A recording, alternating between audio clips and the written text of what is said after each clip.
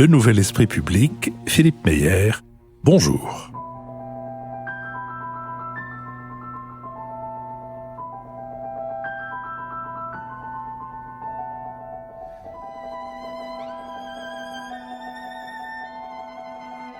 Bonjour, merci de nous avoir rejoints pour cette émission thématique qui sera consacrée au Yémen et à l'Arabie Saoudite avec Stéphane Lacroix et Laurent Bonnefoy pour donc une émission thématique qui est soutenue par la compagnie d'assurance MMA qui apporte son soutien à nos émissions thématiques d'été, à nos 9 émissions thématiques d'été. Elle le fait en contribuant à leur financement, ce qui n'est pas peu de choses, mais aussi en faisant connaître notre podcast à ses collaborateurs et à ses clients.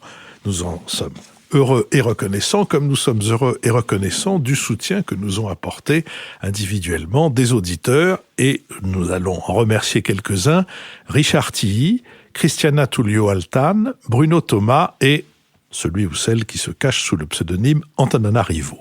Peut-être je vais passer la parole maintenant à l'un de nos deux invités, en l'occurrence à Laurent Bonnefoy, qui remerciera à son tour quelques-uns de nos donateurs. Alors, Sarah Fumé, Jeanne Lapassé, Jean-Pierre Viré, Lucky Julie, Hugo Dubois. Lucky Julie doit être, comme Antananarivo, aussi un pseudonyme. Béatrice Gibelin. Alors pour moi, ce sera Cédric Lejuge, Lorraine Jean-Marie, Dina Leveux, Christian Denis. Nicole Nesotto. Moi, je remercie Jean-François Lessard, Roselyne Bachelot, Anne-Marie Mathieu et Joël Constant. Stéphane Lacroix. Pour moi, c'est Julien Vignoli, Paul Tchéchin, Ariane Logier et Jean-Marie Rableux. Je vous remercie. Nous allons maintenant essayer d'éclairer les situations compliquées et tendues au Yémen et à travers le Yémen, dans l'Arabie Saoudite. Stéphane Lacroix, nous vous avions reçu au début de l'année à propos de l'Égypte. Vous êtes docteur en sciences politiques, vous avez obtenu une maîtrise en langue et civilisation arabe et une autre en mathématiques. Vous avez reçu le prix de thèse de l'Association française de sciences sociales des religions et vous êtes tantôt chercheur à l'université de Stanford, tantôt chercheur invité au Centre d'études et de documentation économique, juridique et sociale du Caire. Et aujourd'hui, vous êtes professeur associé à l'École des affaires internationales de Sciences Po et chercheur au CERI. Vos travaux portent sur l'autoritarisme politique et les résistances qu'il génère. Votre livre « Les islamistes saoudiens, une insurrection manquée » a reçu le prix du meilleur livre sur le Moyen-Orient, décerné en 2011 par le magazine Foreign Affairs. Laurent Bonnefoy, vous êtes docteur en sciences politiques et diplômé de Sciences Po. Vous avez été consultant pour l'International Crisis Group et chercheur post-doctorant à l'Institut de recherche et d'études sur le monde arabe et musulman. Vous avez enseigné à Tours et à Sanaa, la capitale du Yémen. Vous êtes, l'une des capitales du Yémen. Vous êtes aujourd'hui chargé de recherche au CNRS et vos travaux en cours se concentrent sur les processus révolutionnaires dans la péninsule arabique contemporaine et plus particulièrement sur la scène politique yéménite. Depuis 2004, le Yémen est en proie à une guerre civile où se mêlent enjeux nationaux, régionaux et internationaux, guerre qui plonge le pays dans l'une des pires catastrophes humanitaires de ce début de siècle. La population est largement musulmane, elle se partage entre une majorité sunnite et une forte minorité chiite, et après s'être divisée au début des années 60, après le renversement de la monarchie, après s'être divisée en une République arabe du Yémen au nord et au sud d'une République populaire du Yémen marxiste et révolutionnaire, le pays s'est réunifié après l'implosion de l'Union soviétique. Son premier président, Ali Abdullah Saleh, devait rassembler dans une même coalition les deux principaux partis du Nord et du Sud. Mais l'instabilité a persisté et en 2004, les chiites de la communauté Houthi sont entrés en conflit avec le pouvoir en place et ont attaqué Sanaa avec le soutien de l'Iran, chiite également. En 2009, l'Arabie Saoudite, inquiète de l'émergence d'un mouvement chiite pro-iranien à sa frontière sud, est intervenue militairement en accusant l'Iran de vouloir déstabiliser le pays. Le conflit s'est inscrit à partir de ce moment dans un affrontement entre les deux puissances régionales. En janvier 2011, le printemps arabe a débuté pour le Yémen alors que les manifestations contre le président Saleh ont été rejointes par les rebelles Houthis. En novembre, le président Saleh est contraint de signer un accord de transition rédigé par le Conseil de coopération du Golfe et les Nations Unies, accord qui prévoit entre autres le transfert du pouvoir exécutif au vice-président sunnite Hadi, élu président en 2012. Les tensions ne s'apaisent pas pour autant, mais elles se concentrent autour de revendications territoriales. Les Houthis souhaitent la création d'une région propre au nord et dotée d'un accès privilégié à la mer Rouge. En 2014, les rebelles rejettent la proposition de la conférence de dialogue national d'une fédération de 6 provinces et continuent d'étendre leur influence jusqu'à placer sous leur contrôle la plus grande base aérienne du pays, l'aéroport d'Aden, et le port de Mocha sur la mer Rouge. Je ne sais pas d'ailleurs si on dit Mocha ou Mocha. Mocha, On dit Mocha. Mocha. Mocha autrefois. Le président Hadi a été à ce moment-là contraint à l'exil à Riyad, la capitale de l'Arabie Saoudite. En mars 2015, face à l'enlisement de la situation, une coalition soutenue par les États-Unis et formée de 9 pays arabes et conduite par l'Arabie Saoudite lance ses premiers raids aériens et instaure un blocus maritime. Si le but de cette coalition est de rétablir l'ordre afin de permettre le retour du président Hadi, l'Arabie Saoudite y trouve son intérêt, d'abord politique en empêchant la rébellion chiite de prendre le contrôle du pays, mais aussi stratégique puisque le Yémen dispose d'un accès direct au détroit de Bab el-Mandeb, par lequel transitent les flux de pétrole allant du Golfe Persique vers l'ouest. Au-delà de l'accès aux routes maritimes, les Saoudiens cherchent à prendre le contrôle de l'Hadramout, la région la plus vaste du Yémen, afin d'y construire un oléoduc qui leur permettrait d'exporter leur pétrole en contournant l'Iran et le détroit d'Ormuz.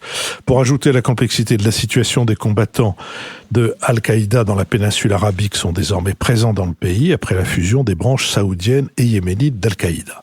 Stéphane Lacroix et Laurent Bonnefoy, est-ce que nous avons pris la mesure de ce qui se joue au Yémen, qu'il s'agisse du sort des populations ou qu'il s'agisse des ambitions qui s'y disputent et, si on peut dire, de leur dynamique? Laurent Bonnefoy. Oui, alors le récit que vous venez de faire, moi me semble intéressant, mais il a une dimension réellement pessimiste qu'on ne doit pas effectivement évacuer, mais je pense qu'il est important pour comprendre ce qui se joue aujourd'hui de revenir aussi sur l'épisode révolutionnaire de 2011 et de bien comprendre que cette période-là a constitué une forme de parenthèse enchantée qui a donc généré énormément d'espoir, non seulement d'espoir chez les Yéménites, mais aussi au sein de la communauté internationale ou des observateurs. Et donc de percevoir que finalement on aurait eu une lente descente aux enfers qui aurait commencé dans les années 60, moi me semble parfois un petit peu problématique dans le sens où on a effectivement cette dimension, cet espoir qui est né à ce moment-là. Et il s'agit pour nous, je pense aujourd'hui, de comprendre finalement qu'est-ce qui s'est mal passé. Pourquoi est-ce que cet espoir de 2011-2012 a échoué? Où se situe la rupture? Est-ce qu'elle se situe dans simplement la compétition politique, le rôle qu'ont joué les Houthis, le rôle aussi qu'a pu jouer l'ancien président Ali Abdallah Saleh, qui avait été déchu en 2011-2012? Ou bien est-ce qu'il y a aussi une intrusion des puissances régionales, de l'Arabie Saoudite en particulier, qui finalement a mis à mal un processus qui légitimement pouvait générer un certain enthousiasme? Stéphane Lacroix, l'Arabie Saoudite, qu'est-elle venue faire? Le Yémen, pour l'Arabie Saoudite, ça a toujours été un enjeu majeur. On prête au roi Abdelaziz, qui avait gouverné l'Arabie Saoudite jusqu'en 1953, il est le fondateur de l'Arabie moderne. On lui prête ces mots sur son lit de mort. Il y a toute une série de citations qui sont beaucoup répétées, peut-être elles sont apocryphes, mais en tout cas tout le monde la répète. Abdelaziz aurait dit donc à ses enfants réunis autour de lui, ceux qui ont gouverné l'Arabie Saoudite depuis 1953, tous vos bonheurs viendront des malheurs du Yémen et tous vos malheurs viendront des bonheurs du Yémen. Alors pour l'Arabie Saoudite, le Yémen, c'est toujours été cette obsession, ce grand voisin qui est de la taille de l'Arabie Saoudite. En termes de population, on a 2 pays qui sont équivalents et qui représentent pour l'Arabie Saoudite à la fois une opportunité. Et le Yémen a longtemps été une opportunité en exportant des travailleurs à l'Arabie Saoudite. Il y avait jusqu'aux années 90 un très grand nombre de Yéménites qui travaillaient en Arabie Saoudite. Qui ont été renvoyés très brutalement d'ailleurs. Qui ont été renvoyés très brutalement après la guerre du Golfe parce que le Yémen a fait le mauvais choix en soutenant Saddam en 1990-91, au moment de l'invasion du Koweït. Mais donc c'était une opportunité d'un certain côté, mais c'était aussi une menace pour les Saoudiens, le Yémen. Grand pays, devenu une république à la fin des années 60. Donc là aussi problématique parce qu'avec un système politique différent du leur. Et puis générateur d'instabilité pour eux. Et donc il y a toujours eu de la part de l'Arabie Saoudite une volonté d'exercer un contrôle sur le Yémen. On a souvent dit que l'Arabie Saoudite voulait un Yémen qui soit pas trop faible ou pas trop chaotique pour ne pas la contaminer par son instabilité, mais pas trop fort non plus pour ne pas la menacer. Et donc, il y a une ingérence saoudienne qui est extrêmement ancienne au Yémen. Depuis la guerre des années 60, où déjà les Saoudiens, il y avait une guerre civile au Yémen, il y a une première guerre, on oublie que cette guerre-ci est la seconde, première guerre dans les années 60, entre les ancêtres des Houthis d'une certaine manière, et les républicains, au moment du renversement de l'imama. Le Yémen était gouverné jusqu'en 1962 par une monarchie. Donc c'est ce qu'on appelait un imama, renversé par des partisans de la République en 1962.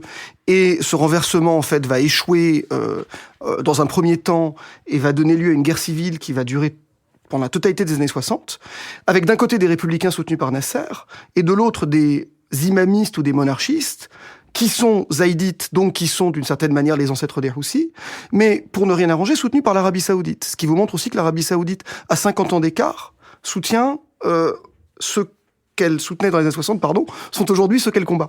Donc là aussi, on voit que les enjeux ont considérablement changé. Mais ça vous montre que déjà, dès les années 60, l'Arabie Saoudite se soucie des dynamiques politiques au Yémen, se méfie de l'instauration de la République, préfère soutenir à l'époque les monarchistes, quand bien même ils sont zaïdites, donc chiites, et à l'époque, c'est pas la première considération qui anime les Saoudiens. Et puis l'Arabie Saoudite va rester pendant les décennies suivantes un pays extrêmement présent au Yémen par son influence. Laurent Bonnefoy en parlerait mieux que moi parce que c'était le sujet de sa thèse. Mais effectivement, donc c'est pas nouveau que l'Arabie Saoudite s'implique au Yémen en 2015. Nicole Lisoto. Alors, Laurent Bonnefoy, vous avez posé exactement la première question que je voulais vous poser, mais comme vous n'y avez pas répondu, je vais vous la reposer. Que s'est-il passé en 2011 ? Parce qu'on a une révolution populaire qui renverse une dictature terrible, qui est soutenue par la monarchie du Golfe, qui aboutit à un changement de constitution par le biais d'une conférence de dialogue national soutenue par les Nations Unies, consensuelle, multipartisane, pendant 9 mois, 540 partis qui essayent de trouver une solution nationale, et ceci débouche par une guerre civile. Et donc, moi, je n'arrive pas à croire que les Saoudiens aient tout manipulé. J'aimerais vous entendre sur les raisons internes de cet échec monstrueux. Et deuxième question, si je puis me permettre, sur la stratégie de l'Arabie Saoudite, cette fois. Je comprends parfaitement que la lutte entre les Saoudiens et l'Iran soit structurelle pour le leadership à la fois politique et religieux dans le monde arabe. Donc on comprend bien la stratégie de l'Arabie Saoudite anti-iranienne sur la Syrie. On comprend l'inquiétude de l'Arabie Saoudite de voir s'installer un régime houthi, c'est-à-dire pro-iranien, d'où le déclenchement de la guerre en 2015.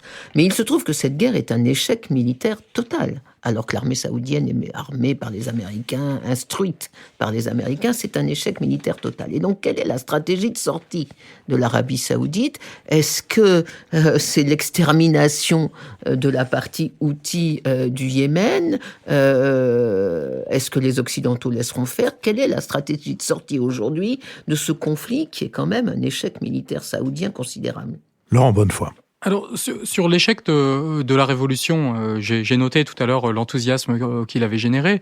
On avait quand même un certain nombre de défis évidents. Hein. Le Yémen est caractérisé dans un environnement qui est très largement pourvu en ressources par sa grande pauvreté. Et je pense ce qui s'est passé pendant la révolution, c'est d'une part, on a laissé faire une forme de disjonction entre un niveau institutionnel qui avançait, c'est-à-dire on entrevoyait à travers la conférence de dialogue national, ce que pouvait devenir le Yémen en tant qu'État, même s'il était affaibli, même s'il y avait des défis, mais les citoyens yéménites eux-mêmes percevaient ça. Et puis la disjonction du niveau économique, c'est-à-dire que d'un autre côté, face aux défis liés à la démographie, aujourd'hui le Yémen c'est 30 millions d'habitants, la population est censée doubler tous les 20 ans, avec des tas de complexités liées notamment à l'impossibilité aujourd'hui pour les Yéménites de sortir et de bénéficier de la manne migratoire parce que tout simplement le passeport yéménite est l'un des plus mauvais au monde. Eh bien tous ces défis économiques n'ont pas été intégrée suffisamment, particulièrement par la communauté internationale. Et donc le fait que les Yéménites eux-mêmes ne percevaient pas ce qu'allait devenir leur propre État, leur propre société sur le plan économique et social, a généré une forme de ras-le-bol, une forme de nostalgie aussi pour l'ancien régime. Et je pense qu'une des clés de compréhension aussi, c'est que l'accord du Golfe qui était censé régler et trouver une espèce de moyen terme entre une épuration de l'ancien régime et puis son maintien, a autorisé finalement l'ancien président Ali Abdallah Saleh à rester actif sur le plan politique, et il a donc eu les mains libres parce qu'il avait aussi beaucoup de ressources économiques. Il avait été au pouvoir pendant plus de 33 ans, pour mettre à mal tout le processus. Et donc les responsabilités là, elles mêlent bien une mauvaise implication de la communauté internationale qui en plus est restée obsédée par la lutte antiterroriste et s'est désintéressée d'une certaine manière des enjeux économiques et sociaux, et puis les rivalités crasses des élites yéménites.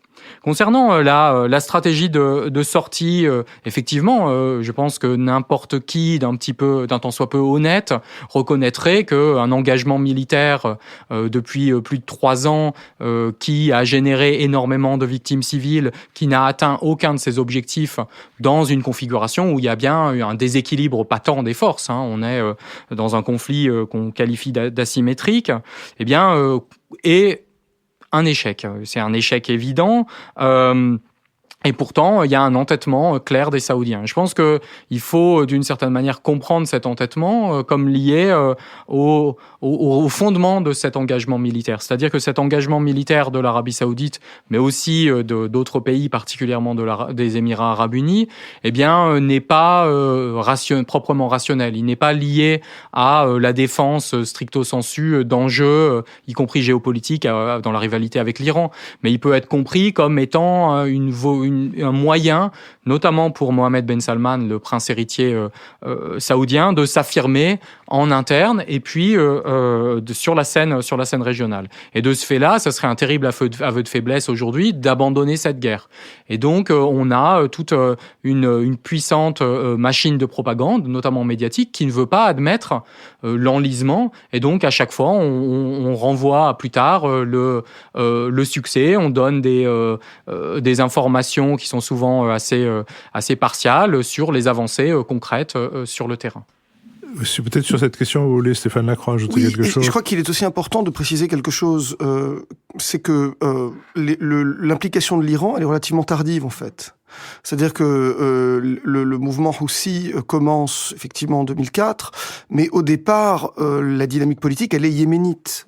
Les liens des Houthis avec l'Iran sont quasiment inexistants au départ. Je pense que la plupart de nos auditeurs ont déjà compris, mais ce que moi je prononce comme on faisait autrefois, c'est-à-dire en lisant à la française, si je puis dire, c'est-à-dire les Houthis sont les Houthis. Oui, pardon. Oui, non, je vous en prie, c'est simplement absolument. Parce que c'est le fa. Voilà, en arabe. Et donc, les liens vont se renforcer avec l'Iran avec le temps, mais ils sont quasiment inexistants au départ. C'est-à-dire qu'on a aussi un processus qui est ce qu'on pourrait appeler une prophétie autoréalisatrice. C'est-à-dire que quand cette rébellion apparaît en 2004 au nord du Yémen, au départ, ce sont des enjeux d'affirmation culturelle. C'est-à-dire que il y a au Yémen des sunnites et des zaïdites. Les zaïdites qui étaient représentés jusqu'en 1962 par cet imam dont je parlais tout à l'heure, par ce système de l'imama, qui donc se réclamait du zaïdisme comme religion officielle, ont perdu le pouvoir en 62 avec l'instauration de la République, et se sont vus comme marginalisés culturellement et religieusement. Et donc ce qu'on voit à partir de 2004, c'est d'abord un mouvement de renouveau culturel et religieux des zaïdites qui veulent réaffirmer cette identité, et un pouvoir qui, pour discréditer leurs demandes, va les accuser d'être des suppôts de l'Iran, ce qu'ils ne sont pas en 2004. Et ce qu'ils vont mettre beaucoup de temps à être. Et il est probable qu'aujourd'hui, ils ne le soient pas encore totalement. C'est-à-dire que, si vous voulez, la rhétorique de l'Iran, au départ, est utilisée par le régime d'Ali Abdallah Saleh et par l'Arabie Saoudite pour discréditer des acteurs qui, à l'époque, ne sont pas des suppôts de l'Iran. Mais en les accusant d'être des suppôts de l'Iran, parce qu'à l'époque, effectivement, c'est une accusation infamante en Arabie Saoudite ou au Yémen, on va chercher à les discréditer.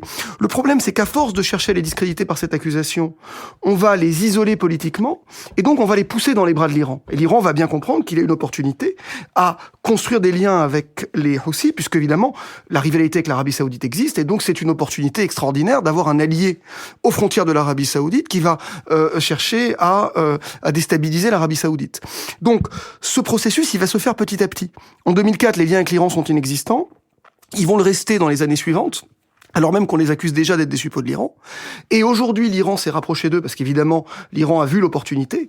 Mais là encore, c'est une prophétie autoréalisatrice. C'est-à-dire, à force d'accuser votre chien d'avoir la rage, il finit par l'avoir. Mais là encore, on est dans quelque chose qui est un peu particulier. C'est pour ça que, alors par ailleurs, la perception des Saoudiens est celle-ci. C'est-à-dire qu'eux, ils sont persuadés que les Houthis sont un proxy, comme on dit en anglais, mais là, c'est la perception saoudienne. Mais la réalité des choses est beaucoup plus complexe. Béatrice Gibelin. Oui, moi, ce qui m'intéresse beaucoup dans l'histoire du Yémen, c'est, comme vous l'avez rappelé, Stéphane, c'est cette imamate qui va durer quand même extrêmement longtemps. Alors, il y a bien eu une présence ottomane, il y a eu effectivement la présence britannique au 19e siècle du côté d'Aden, mais on a l'impression que ce très longtemps d'organisation, on va dire, politique, n'a pas contribué à créer un sentiment d'appartenance, parce que si je ne me trompe pas, l'imamate couvrait à peu près le territoire tout au moins de l'Arabie, du Yémen densément peuplé, sans peut-être aller complètement aussi loin à l'est, mais enfin, il couvrait une grande partie de ce territoire. Et moi, je suis assez fascinée par cette longueur. Enfin, il y a quand même peu d'histoire, et surtout dans ce coin-là, où pendant 1000 ans, on va avoir une même organisation politique. C'est tout à fait étonnant. Et or, on va avoir une division qui va se mettre en place relativement dont on pense qu'aujourd'hui ça pourrait reconduire à une partition de nouveau peut-être du Yémen, avec une partie qui serait plus soutenue par l'Arabie Saoudite et puis une République Nord qui serait soutenue par l'Iran. Moi je souscris totalement à ce que vous dites. On prête à l'Iran une puissance de pouvoir d'intervention, de tout financer, d'armer, à laquelle je ne crois pas. La situation économique de l'Iran ne lui permet pas d'arroser comme elle souhaiterait peut-être le faire, mais à mon sens, elle n'en a vraiment pas les moyens. Et la question que je me pose, c'est comment les tribus, parce que j'ai l'impression que c'est un élément important des divisions, d'un jeu d'alliance complexe, pour nous qui ne sommes loin d'être aussi compétent que vous, moi, m'impressionne beaucoup. Comment ça a pu se maintenir avec, visiblement, des leaders de tribus qui gardent une autorité sur des groupes importants, géographiquement très bien localisés, et je vois mal comment on peut se sortir de cette complexité-là. Je veux bien l'intervention de l'Arabie Saoudite, vous avez raison, bon, d'une certaine façon peut-être de l'Iran, et puis les dirigeants internationaux qui n'ont pas vu, qui n'ont pas compris. Mais cette situation interne du Yémen, vous pourriez me l'éclairer un peu ? Laurent Bonnefoy ? Alors, il est évident que les tribus continuent à jouer un rôle absolument central sur le plan politique.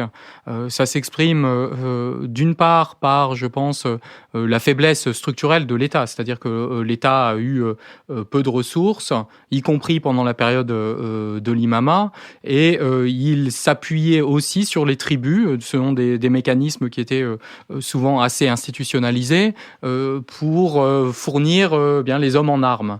Et donc les tribus pouvaient se maintenir très largement, elles avaient encore une légitimité, et il y avait une relation de dépendance de l'État qui avait une base religieuse. L'imama zaïdite s'appuyait sur la tradition zaïdite, donc chiite, au Yémen, ou une branche du chiisme. Et donc il y avait cette dépendance qui a fait que les tribus pouvaient continuer à vivre.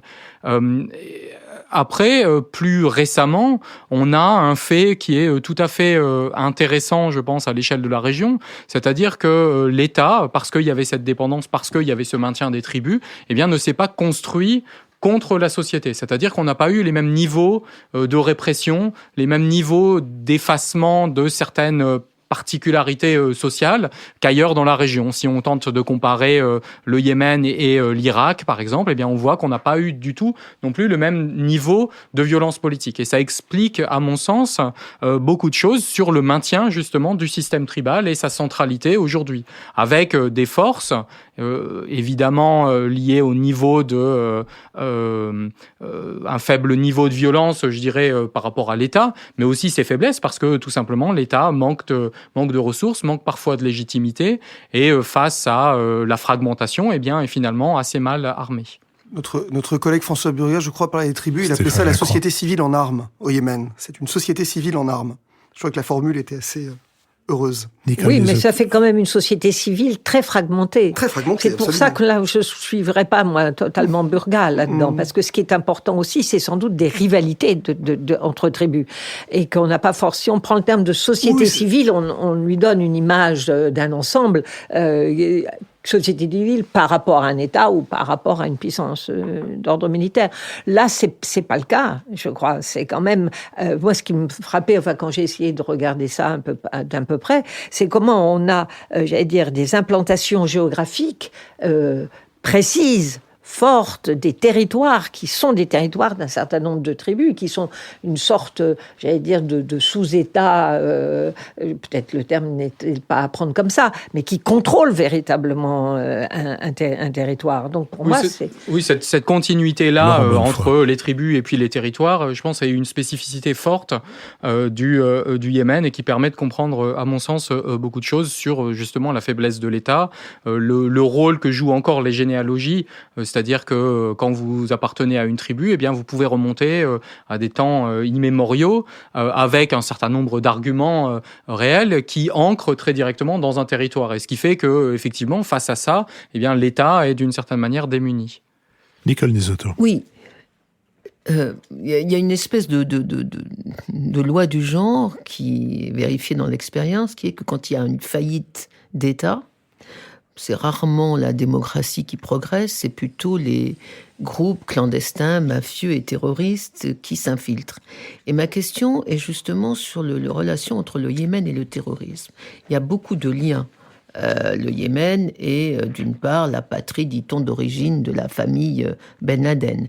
Deuxièmement, le Yémen est à l'origine de l'attentat contre Charlie Hebdo, en France en janvier 2015, puisqu'apparemment c'est Al-Qaïda au Yémen, l'organisation Al-Qaïda au Yémen, qui a revendiqué cet attentat. Troisièmement, c'est au nom de la lutte antiterroriste que les Occidentaux ont soutenu pendant des années le président Saleh, la dictature Saleh, jusqu'en 2011, et ont soutenu l'actuel président, dont j'ai oublié le nom, Hadi, réfugié actuellement en Arabie Saoudite. Donc ça fait quand même un lien assez fort. Ma question est, maintenant que en Syrie et en Irak, les coalitions diverses, occidentales ou russes, ou tout ce qu'on veut, ont fortement affaibli, voire détruit les bases territoriales, en particulier de l'État islamique et d'Al-Qaïda, est-ce que le Yémen ne va pas être la terre de recomposition, la nouvelle capitale du terrorisme islamique au Moyen-Orient? Et si c'est vrai,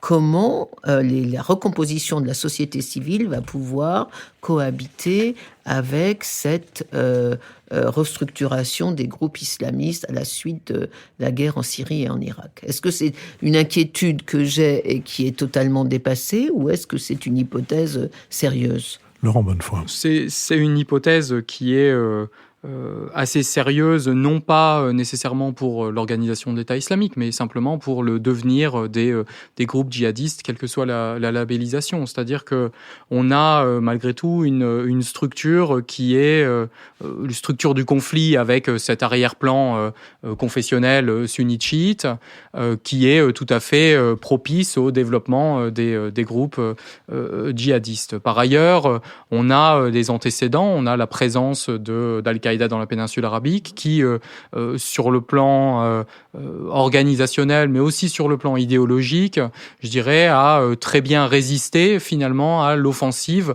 contre l'organisation de l'État islamique. C'est-à-dire que dès le départ, Al-Qaïda dans la péninsule arabique a affirmé sa différence par rapport à l'État islamique, notamment dans le ciblage des victimes, en refusant par exemple d'entrer de plein pied dans la confrontation confessionnelle, en affirmant qu'il n'était pas nécessaire d'aller tuer des civils, par exemple, ce genre de choses qui font que, Al-Qaïda dans la péninsule arabique a un certain nombre d'arguments à faire valoir face à notamment l'organisation de l'État islamique, mais aussi de se présenter comme un combattant, je dirais, valeureux, présent sur le terrain et efficace. Après, pour ce qui est de la mobilité, je dirais l'idée que finalement le Yémen constituerait une base de repli. Je pense qu'il faut aussi garder à l'esprit que la position géographique du Yémen en fait finalement une base de repli assez peu simple à atteindre. C'est-à-dire que il n'y a pas de déjà, on n'a pas de vols commerciaux ou quasiment pas. Ensuite, il faudrait traverser l'Arabie Saoudite. Ensuite, ou traverser des mers. Donc, on n'a pas le même type de processus, le même type de mobilité que ce qui a pu advenir avec la Syrie ou avec l'Irak. Stéphane Lacroix. Non, par ailleurs, c'est vrai que vous avez un certain nombre d'ingrédients dans la situation yéménite qui sont voués à produire du djihadisme. Vous avez une situation de violence extrême, vous avez une guerre. Alors avant, c'était la violence de la répression du régime et des drones américains, donc il ne faut pas sous-estimer l'impact sur les populations. Aujourd'hui, c'est le conflit lui-même, le conflit armé qui est quand même qui s'étend à la quasi-totalité du territoire. Et puis vous avez à côté de ça un État faible, qui est structurellement faible, Laurent l'a dit, qui est incapable de toute façon de contrôler son territoire. Et même si les Saoudiens devaient réussir, et ça semble mal parti, à restaurer l'État yéménite tel qu'il existait, de toute façon, ils ne contrôleraient pas son territoire. Donc vous avez structurellement une situation qui est vouée à produire ce type de mouvance. Et je crois que c'est l'une des raisons pour lesquelles le Yémen a toujours été un lieu où le mouvement djihadiste a été fort, parce que précisément, la dynamique entre État et tribu, la faiblesse structurelle de l'État a toujours ouvert des espaces possibles à ce type d'acteurs. Laurent Bonnefoy. Oui, et ce risque djihadiste, moi, me semble aujourd'hui sans doute insuffisamment pris en compte. C'est-à-dire que on voit structurellement qu'on parle assez peu du Yémen, et pourtant, d'un côté, on nous dit que la lutte contre les mouvements djihadistes est la priorité de notre politique étrangère. Qu'on soit d'accord ou pas, on peut en discuter, mais en tout cas, on observe que nos dirigeants nous disent que la priorité est de lutter contre les mouvements djihadistes. Et pourtant, on laisse pourrir sur pied un conflit, le conflit yéménite, qui a les ferments d'une nouvelle crise. Et je pense que nos dirigeants, c'est ce que j'essaie d'expliquer dans l'ouvrage que j'ai publié récemment chez Fayard, devraient prendre en considération bien davantage le Yémen, parce que le Yémen, c'est pas seulement une marge oubliée, c'est pas quelque chose de négligeable, mais c'est finalement quelque chose qui, si on le laisse pourrir sur pied, peut avoir un coût très important pour la région, mais aussi plus largement sans doute pour l'Europe. Et comment vous expliquez cette négligence, cette façon de ne pas porter l'attention quand on vous lit, on se dit oui, bon sang, il faudrait bien qu'il fasse un peu attention à ce qui se passe. Parce que justement, c'est peu accessible, parce que, vous l'avez dit tout à l'heure, pour la mobilité, c'est quand même pas l'idéal. Les vols commerciaux, il n'y en a pas beaucoup, il faut passer par l'Arabie Saoudite. Est-ce que c'est ça qui fait que, ou alors on a tellement à faire ailleurs qu'on ne regarde pas ce qui se passe au Yémen, cette forme de négligence ou de non-conscience des risques et des conséquences extrêmement dangereuses pour longtemps, visiblement, qui j'allais dire, sont en train de bouillonner et d'exploser plus d'une fois. Pourquoi cette sorte d'aveuglement ? Je pense qu'il y a plusieurs paramètres. Il y a un paramètre lié à la complexité propre du conflit, mais de la société. Et donc, on le comprend assez peu, tant et si bien que même les experts, les diplomates, d'une certaine manière, ont lâché la main, accepté que finalement, l'Arabie Saoudite serait le seul acteur régional à même, ou international, à même de gérer le dossier yéménite. Et donc, on a dit, on vous donne les clés, on sous-traite la gestion du dossier yéménite. Après, il y a effectivement des problèmes d'accès liés à la faiblesse de la couverture médiatique. Et puis, il y a aussi une question qui est peut-être liée aux effets d'une forme de participation honteuse, je dirais, des Occidentaux à cette guerre. C'est-à-dire par les contrats d'armement. C'est-à-dire qu'on n'a pas un effet d'impulsion de la part de l'exécutif pour qu'on parle de ce dossier-là. Tout simplement parce que chacun se rend compte, d'une part, qu'il y a un échec de l'intervention saoudienne, mais que d'autre part, derrière cet échec, on n'est pas pleinement disposé à être critique ou frontalement critique de la gestion par l'Arabie Saoudite. On l'a vu lors de la visite de Mohammed Ben Salman à Paris. Emmanuel Macron a annoncé la tenue d'une conférence internationale humanitaire, un moyen de montrer que on se souciait de ce qui se passait au Yémen, mais il est évident que la gestion du dossier humanitaire ne permettra pas de régler politiquement ou d'offrir un avenir politique. Et donc là, on perçoit qu'il y a une espèce de contradiction et que finalement la diplomatie occidentale est prisonnière d'un certain nombre de compromissions qu'on peut défendre sur le plan économique. Je suis prêt à entendre des arguments qui me diraient oui, on a besoin de ces contrats-là, mais simplement ces contrats-là ont aussi un coût en termes de latitude et ont un coût avant tout pour les Yéménites. Je crois que c'est extrêmement important, juste pour terminer sur ce point, je crois que c'est vraiment important. Nous ne sommes pas seulement spectateurs de ce conflit, nous en sommes les acteurs. C'est-à-dire que je crois que c'est important pour la France et pour l'opinion publique française de ne pas regarder ce conflit comme un conflit qui ne nous concerne pas. C'est un conflit dans lequel on est impliqué, pas seulement par les ventes d'armes d'ailleurs, mais par un soutien logistique. Je veux dire, il est de notoriété publique, en tout cas c'est un secret de polichinelle, disons, que la France et les États-Unis participent au soutien logistique à la coalition saoudienne. C'est-à-dire qu'on n'est pas simplement, là encore, on n'est pas simplement un spectateur.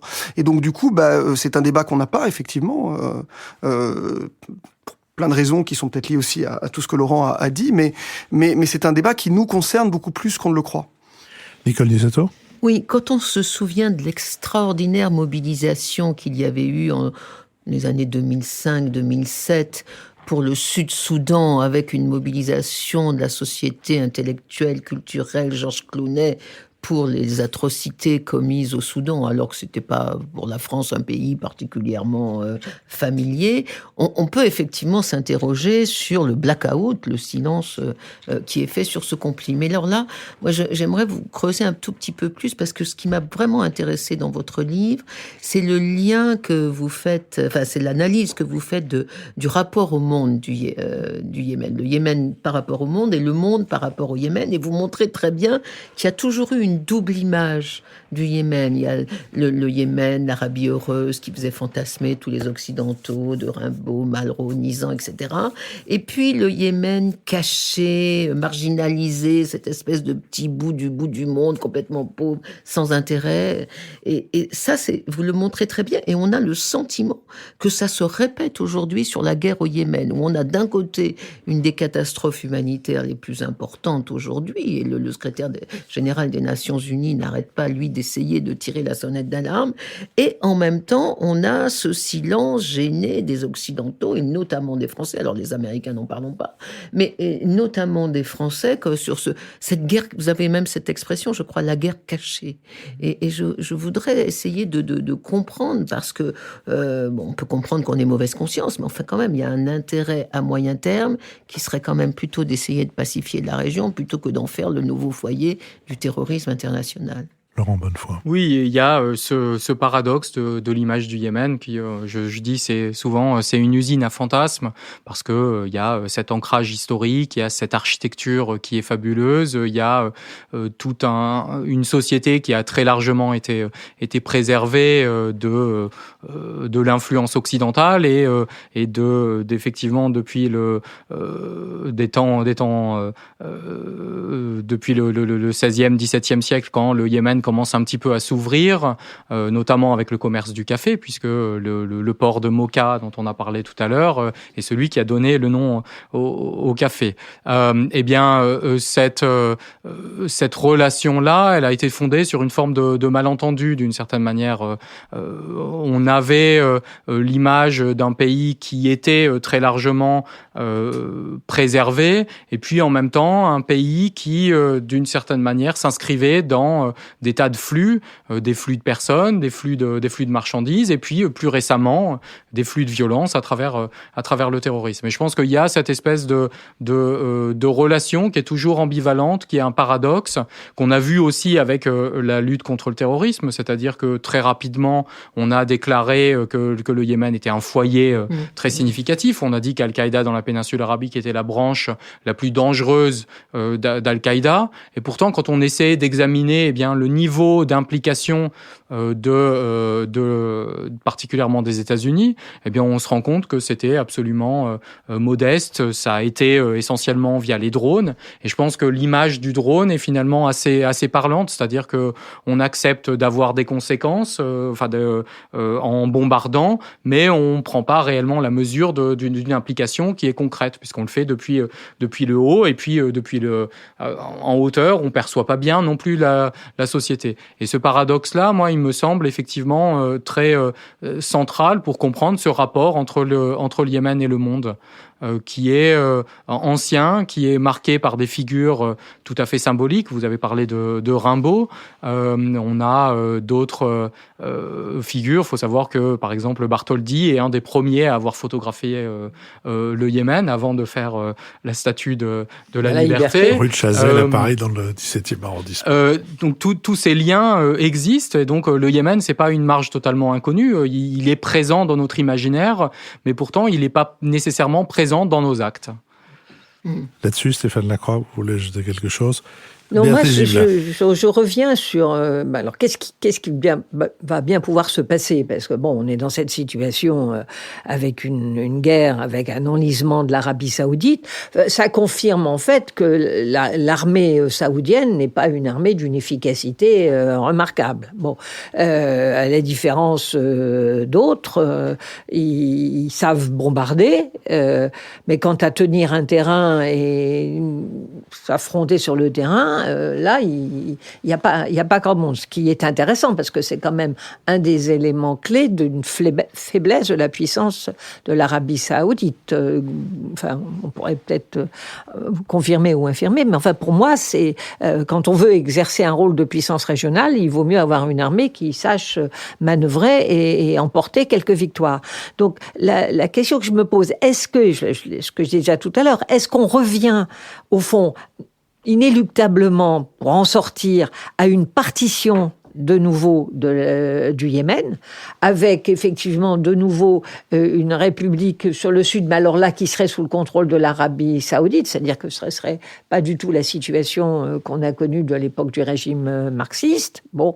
Et puis un Yémen qui, lui, est montagneux, densément peuplé, parce que je pense que les différences géographiques, topographiques sont importantes à prendre en compte, y compris dans les structures de population. Il y a des endroits où on est à 400, 500 habitants kilomètre carré, puis on a des endroits où on est à 30 ou 15 habitants kilomètre carré. C'est quand même pas du tout la même chose à organiser, et y compris les richesses possibles de ces deux Yémens-là sont différents. Alors, est-ce que c'est envisageable, au fond, en se disant, les Haïdites reprennent la main sur la partie nord, et puis on laisse les sunnites et avec les finances d'Arabie saoudite se débrouiller sur le sud. Grosso modo, on retrouve cette partition-là. Est-ce que c'est ça? Mais la question que vous avez posée, qui est cette croissance démographique, qui pose un problème majeur. doubler une population en 25 ans sur un pays qui a quand même pas des facilités extraordinaires, qui a connu des sécheresses, qui peut avoir un problème d'eau, salinisation de terre, etc. Qu'est-ce qui va se passer? Et qui peut plus migrer. Vous avez dit le passeport yéménite, c'est l'un de ceux qui est le plus difficile de négocier. Alors, comment les choses vont pouvoir évoluer? Petite question subsidiaire, mais est-ce qu'il s'est passé quelque chose de différent depuis l'arrivée au pouvoir de Mohammed Ben Salman en Arabie Saoudite, qu'on crédite de toutes les nouveautés venues et à venir? Laurent Bonnefoy ou Stéphane Lacroix? Commençons par cette question-là qui est plus simple. Peut-être pour dire un mot sur, effectivement, Laurent l'a dit, je crois que guerre du Yémen, c'est la guerre de Mohammed Ben Salman. Ce jeune homme, à l'époque, personne ne le connaît. Il faut se souvenir que quand il arrive au pouvoir, nommé par son père, d'abord au poste de vice-prince héritier et ministre de la Défense, avant 2 ans plus tard d'être promu prince héritier, mais dans un premier temps, donc c'est comme ça qu'il entre dans l'organigramme. C'est un petit jeune que personne ne connaît. C'est pas il a des frères beaucoup plus âgés que lui qui ont occupé des fonctions importante, c'est pas son cas. Et la guerre du Yémen, il va en faire un instrument de promotion. Et les premières images qu'on a de Mohammed Ben Salman, c'est Mohammed Ben Salman en chef de guerre qui dirige les opérations. Et la guerre du Yémen, effectivement, c'est sa guerre. C'est pour ça d'ailleurs que, et je crois que Laurent l'a bien dit, l'un des enjeux pour les Saoudiens, c'est que il faut arriver à s'extirper d'un conflit dont ils perçoivent malgré tout qu'il ne mène à rien, sans que ça... Sans perdre la face. Sans que Mohammed Ben Salman perde la face. Oui, bien sûr. Et donc c'est là que ça devient compliqué, parce que son pouvoir n'est pas encore complètement consolidé en Arabie Saoudite. Et la consolidation du pouvoir de Mohammed Ben Salman est liée à la guerre au Yémen. Et donc du coup, il y a des enjeux qui sont intérieurs saoudiens qui pèsent sur la guerre au Yémen. Moi, je voulais aussi ajouter quelque chose ici, c'est qu'il y a un autre pays dont on parle peu dans cette histoire, mais qui est extrêmement important pour comprendre ce qui se passe au Yémen, sont les Émirats Arabes Unis. Parce qu'en fait, cette guerre, elle n'est pas menée que par l'Arabie Saoudite, c'est un duo qui mène la guerre. Et les Émirats Arabes Unis ont cette qualité extraordinaire qu'est la discrétion. Ils aiment bien qu'on ne parle pas d'eux. Ils ne revendiquent rien, ils sont présents partout au Moyen-Orient. Ce sont eux qui soutiennent le maréchal Haftar en Libye, qui alimente le conflit libyen. Ce sont eux qui combattent aux côtés des Saoudiens au Yémen. On va les retrouver finançant telle ou telle force politique à travers le monde arabe, et toujours avec une discrétion absolue, et ils ne font pas la une des journaux. Vous avez remarqué que sur le Qatar ou l'Arabie Saoudite, qui attire les regards des observateurs et les lumières. Et les Émirats Arabes Unis au Yémen sont extrêmement présents. Ils sont extrêmement présents, et ils sont d'ailleurs sur le terrain plus efficaces que les Saoudiens. Ils sont crédités des quelques victoires militaires sur le terrain, c'est plutôt les Émirats. Pour 2 raisons, c'est que d'abord les Émirats, ils ont une armée qui est composé de qui? Alors, qui est composé à la fois de nationaux et de mercenaires. Et il y a beaucoup Colombiens, non? Il y a beaucoup de mercenaires. Récemment, ils avaient fait venir 1 millier de Colombiens qui combattent au Yémen. Et une armée payé cher, hein. Et qui sont bien payés, mais les Émirats Arabes Unis ont les moyens de payer leurs mercenaires généreusement. Correctement. Absolument. Et c'était tout le projet du prince héritier actuel, Mohammed bin Zayed. Donc il y a MBS en Arabie Saoudite et MBZ aux Émirats Arabes Unis, qui depuis 2004 a construit cette armée comme une armée moderne, une armée efficace, avec des expériences de combat que n'ont pas les Saoudiens. Et qui sur le terrain effectivement obtiennent des résultats, mais n'ont pas forcément toujours les mêmes objectifs que les Saoudiens.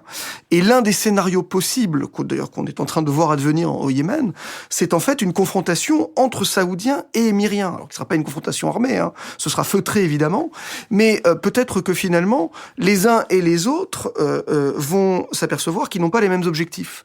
La question de l'Iran pour les Émirats Arabes Unis n'est pas la priorité qu'elle est pour l'Arabie Saoudite.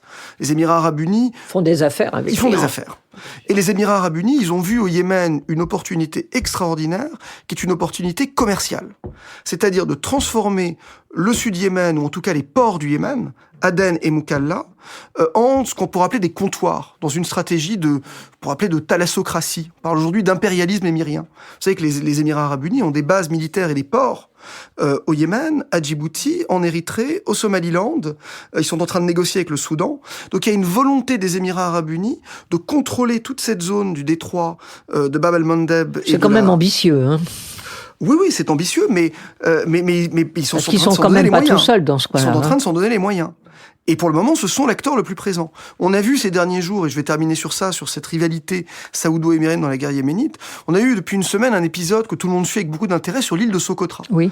Puisque donc cette île de Socotra, qui est une île yéménite, elle est située en plein cœur de l'océan, à mi-chemin entre la Corne de l'Afrique et le Yémen.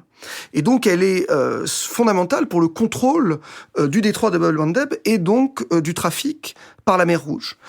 Cette île de Socotra, donc, elle est yéménite. Les Émiriens, il y a 2 semaines, y ont débarqué avec des centaines de militaires et ont pris le contrôle des institutions de l'île.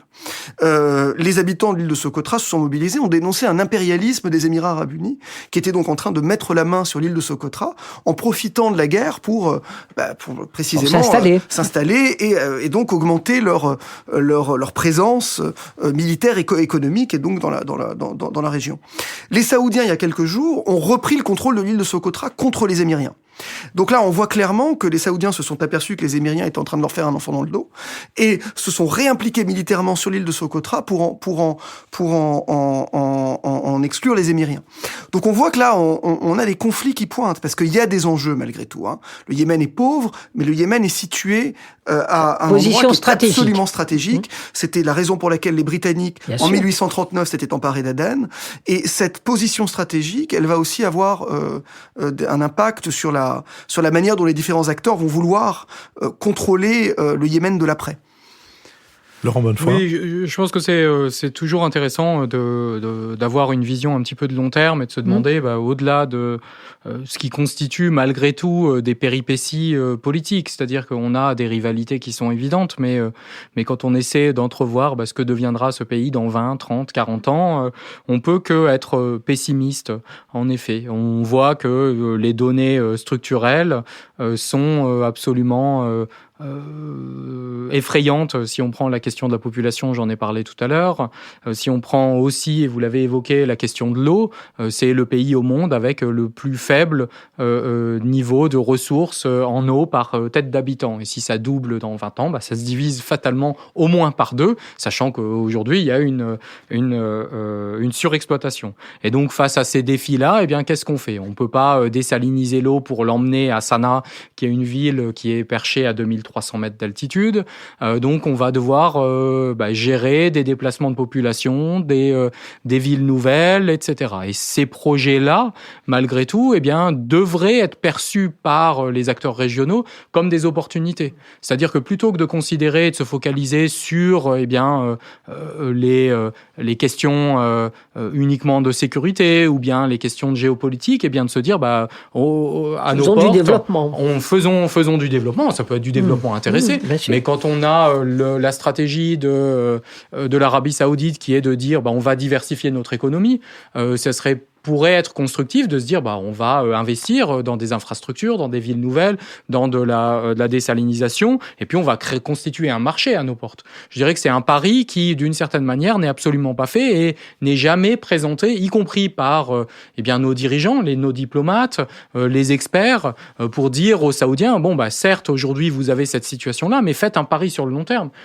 Essayez d'imaginer le pari que l'Union européenne a pu faire au début des années 90 par rapport à l'Europe de l'Est. Si on avait seulement considéré que l'Europe de l'Est, c'était un défi, c'était seulement un problème, seulement un risque, je pense que, certes, la situation n'est pas parfaite, mais on aurait une situation qui serait sans doute bien différente. Et c'est ce pari-là qui, moi, me semble être celui qui doit être vendu aux Saoudiens, proposé aux Yéménites.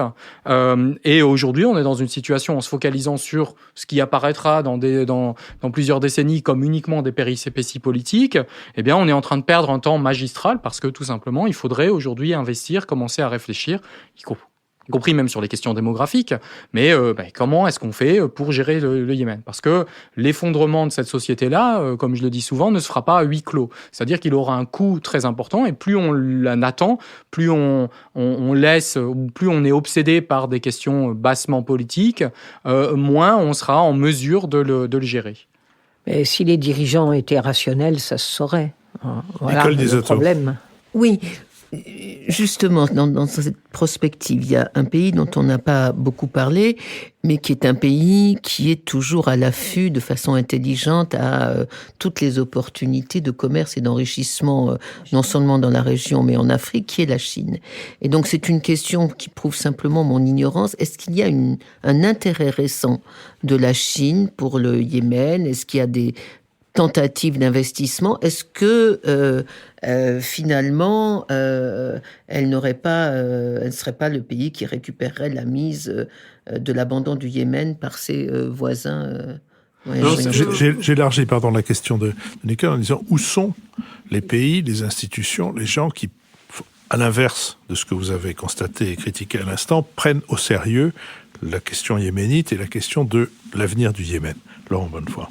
Alors, les relations entre le Yémen et la Chine ne sont pas nouvelles. Hein. Il y a un intérêt ancien, il y a eu un investissement. Par exemple, une des principales routes avait été construite par les Chinois dans les années 60. Il y a même un cimetière chinois parce que des ouvriers étaient morts pendant la construction de la route qui descendait de Sanaa, donc à plus de 2000 mètres d'altitude jusqu'à la mer Rouge. Il n'y avait pas assez de main-d'œuvre locale, il fallait faire venir des Chinois. C'était un don de la Chine. Jusqu'à ce point-là, ils sont montrer justement la volonté d'avoir des relations. Et puis plus récemment, on a eu dans les années 2000 la construction du bâtiment du ministère des Affaires étrangères offert par les Chinois, ce qui montre bien un intérêt.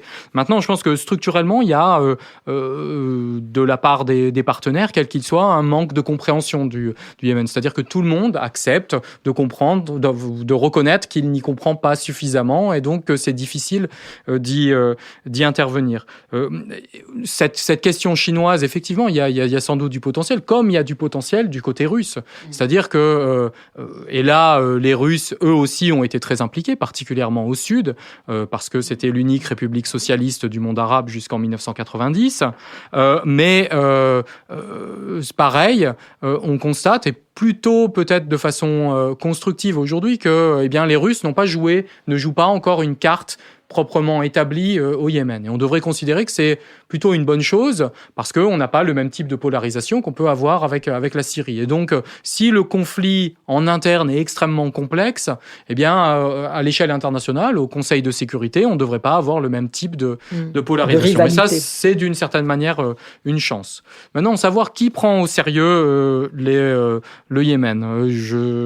J'espère qu'on le fait autour de cette table. Il y a des chercheurs, il y a des ONG qui travaillent. Mais vous avez remarqué les émissions un peu approfondies sur le Yémen, c'est-à-dire celles qui font autre chose que le compte des dégâts humains et matériels, ne sont pas extraordinairement nombreuses, ni à la radio, ni à la télévision. Oui, et puis la même chose, je veux dire, dans les rapports qui sortent d'organisations. Il est difficile d'avoir aujourd'hui une approche prospective sérieuse parce que on est toutes et tous pris dans le constat simplement de la difficulté de la situation. Les Yéménites le sont eux-mêmes. Il est difficile de se projeter à 10, 20 ans quand on voit que la situation est aussi difficile dans l'immédiat. J'ose espérer que, particulièrement chez ceux qui ont les moyens, je pense que les moyens financiers seront évidemment centraux pour avoir un traitement plus constructif du Yémen. C'est dans le Golfe et j'espère qu'il y a un certain nombre d'esprits éclairés qui tentent de voir le Yémen comme une opportunité. Oui, moi j'avais une dernière question, c'est le discours des ONG, il n'y en a plus beaucoup, hein, elles sont à peu près toutes parties, ce qui fait qu'on ne sait pas non plus d'observateurs sur place, mais le discours très alarmiste sur c'est la famine, les enfants sont menacés, etc., etc. Et quelle est la réalité de cela? Est-ce qu'on crie ou est-ce que c'est effectivement ça? Alors c'est une vraie question et c'est une question qui est sensible parce que on a quand on aime ce pays, quand on aime cette société, envie qu'on en parle davantage. Et si moi mon discours revient à dire non, ce que nous disent l'ONU sur l'acuité de la crise humanitaire est faux, je suis moi-même mis en porte-à-faux, je dirais. Simplement, on peut avoir aussi une approche analytique de cette crise et se dire que certes tous les fondamentaux humanitaires, il y a une très forte dépendance aux importations. Et quand vous avez le blocus saoudien, par exemple, ça pose des problèmes. Par ailleurs, vous avez depuis 1 an et demi les salaires qui n'ont pas été payés, les salaires des fonctionnaires. Donc tous ces éléments-là, dans une société qui était déjà très pauvre, doivent nous alarmer. Maintenant, je peux pas avoir moi un discours qui va vous dire, oui, non, c'est faux, parce que tout simplement, la situation peut se détériorer très très rapidement. Et donc, je dois faire confiance aux ONG. Je remarque que certes, la situation est extrêmement difficile sur le terrain, mais on a, d'une certaine manière, une ruée des ONG vers le Yémen, parce qu'elles sont elles-mêmes inquiètes, mais c'est un signe de très mauvaise santé d'une société, de voir les ONG affluer comme ça. Et moi, je vous dis, je peux seulement faire confiance au discours des ONG. Je remarque... Ouais. Non, je remarque que dans le même temps, il y a eu tout un débat, par exemple, sur l'épidémie de choléra, qui a été très forte en termes de symboles. Il y a eu 1 million de cas qui ont été déclarés. Il y a un débat au sein des ONG pour savoir si c'est effectivement des cas de choléra ou non. Je vous remercie beaucoup, l'un et l'autre, Stéphane Lacroix, Laurent Bonnefoy. La liste de vos publications est sur notre site, notamment les références de votre dernière publication, Laurent Bonnefoy, c'est-à-dire ce livre sur le Yémen paru aux éditions Fayard, que celle et celui qui sont autour de cette table recommandent à nos lecteurs, et Nicole Nisotto et Béatrice Gibelin tiennent à me faire voir à quel point elles l'ont lu et donc aimé. Merci donc d'avoir participé à cette émission thématique. Merci aussi à ceux avec qui elle a été préparée, à Valentin Petit et Alicia Daucher. Merci à Nicolas Tourneau qui assure l'animation de notre site, ainsi qu'à Maxime Olivier et Thibaut Delage qui assurent l'enregistrement de chacune de ces émissions, à Julien Neuville et Nouvelles Écoutes qui en assurent la production, et à la compagnie d'assurance MMA qui soutient moralement et financièrement les 9 émissions thématiques que notre nouvel esprit public diffuse cet été. La semaine prochaine, nous nous intéresserons aux relations entre 2 continents, entre la Chine et l'Afrique, et nous recevrons Jean-Joseph Boileau, chercheur au Centre d'études et de perspectives et d'information internationales. J'espère vous retrouver la semaine prochaine pour cette nouvelle émission thématique.